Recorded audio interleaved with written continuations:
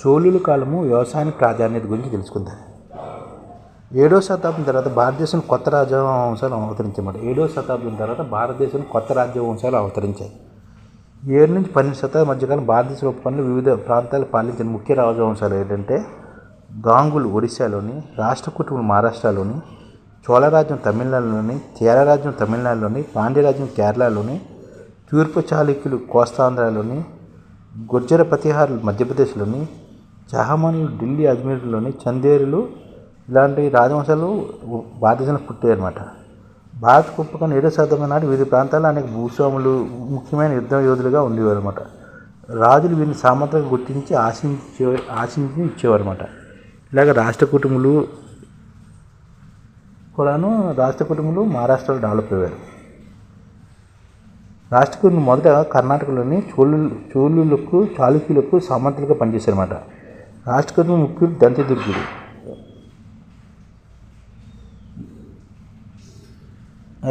అలాగే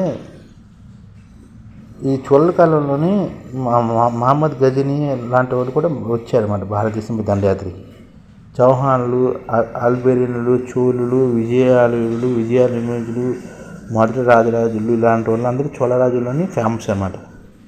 3వ పృథ్వీరాజ్ చౌహాన్ కూడాను పృథ్వీరాజ్ చౌహాన్ ఓడించారన్నమాట. ఆఫ్ఘన్ నుంచి మహమ్మద్ గోరీని 3వ చౌహాన్ ఓడించారన్నమాట.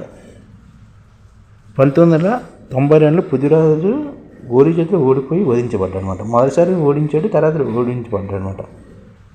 చోళులు శిల్పకళకు మంచి దేవాలయం నిర్మించారన్నమాట. మొదటి రాజేంద్రులు కూడాను చోళ రాజుల్లో ఉండేవారు. దక్షిణ భారత సమగ్ర చరిత్రలో చోళ పాలన ఒకటి.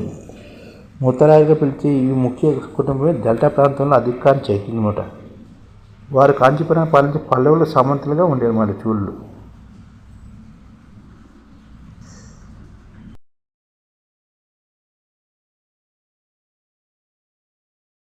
ఈ ఛానల్ ముఖ్య ఉద్దేశం ఏంటంటే మన తెలుగు రాష్ట్రాల్లో 1 కోటి మందికి సంఘటిత రంగాల్లో ఏ విధంగా ఉద్యోగాలు ఇవ్వవచ్చు, కనీస నెల జీతం 30,000 వరకు ఏ విధంగా ఇవ్వవచ్చు, ఏ విధంగా చేస్తే ఉద్యోగాలు సృష్టించబడతాయో వివరిస్తూ ఈ ఛానల్లో వీడియోలు వస్తాయి.